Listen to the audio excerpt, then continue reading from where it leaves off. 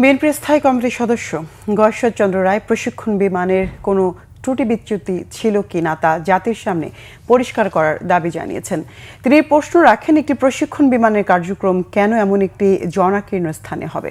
এদিকে ঘটনা তদন্তে উচ্চ ক্ষমতা সম্পন্ন কমিটি গঠনের আহ্বান জানিয়েছেন দলের সিনিয়র যুগ্ম মহাসচিব রুহুল কবির রিজভী।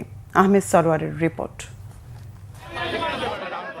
মাইলস্টোন স্কুলে বিমান বাহিনীর প্রশিক্ষণ বিমান বিধ্বস্ত হয়ে প্রাণহানির ঘটনায় রাষ্ট্রীয় শোক উপলক্ষে মঙ্গলবার নয়াপল্টন দলীয় কার্যালয়ে মিলাদ মাহফিলের আয়োজন করে বিএনপি।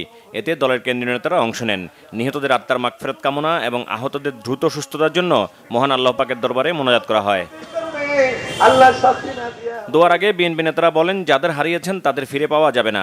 যারা আহত হয়ে হাসপাতালে আছে তাদের সর্বোচ্চ চিকিৎসা সেবায় যেন কার্পণ্য না হয়।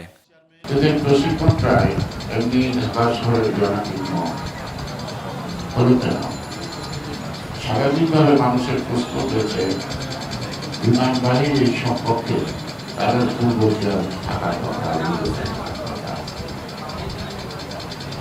এবং এটা জবাব কি? এটা আপনি কি জবাব? আমাদের দেশে বছর বছর যুদ্ধ না হোক, সেনাবাহিনীর একটা মহড়া হয়, সেটাও আমরা জানি। অনেক দূরান ওই মহড়ার মধ্যে গুলি ছুটে বা কিছু বিভিন্ন প্রশিক্ষণ দেখানো হয়, প্রদর্শন করা হয়, সেটাও কিন্তু জনাকীর্ণ জায়গায় করা হয় না। যাতে ভবিষ্যতে এমনি আরেকটা দুর্ঘটনা জন্ম না দেয়, তার জন্য সতর্ক থাকার জন্যই জাতির এটা জানানো উচিত।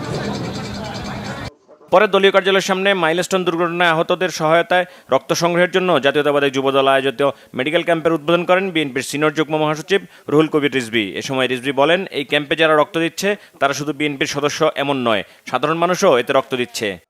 মানুষের চোখ দিয়ে নয়, মানুষের হৃদয়কে কাঁদাচ্ছে গতকালকের ঘটনা। জানি না এর জন্য দায়ী কে, এর জন্য কারা দায়ী সেটা সরকার খুঁজে বের করবে। সেই বিমান যেটা প্রশিক্ষণ দিচ্ছিল সেটা একটি ঘনবসতি এলাকার উপরে তার প্রশিক্ষণের যে উড্ডয়ন হচ্ছে, তারপরে বিমানের কোনো ত্রুটি বিচ্যুতি আছে কিনা, কতদিন আগের বিমান, সেটাকে কেন অনুমতি দেওয়া হলো, এই প্রশ্নগুলো মানুষের মনে মনে। তো সুতরাং অন্তর্বর্তী সরকারের দায়িত্ব হচ্ছে একটি উচ্চ পর্যায়ের তদন্ত টিম করে সেটিকে তার আসল সত্য খুঁজে বের করা।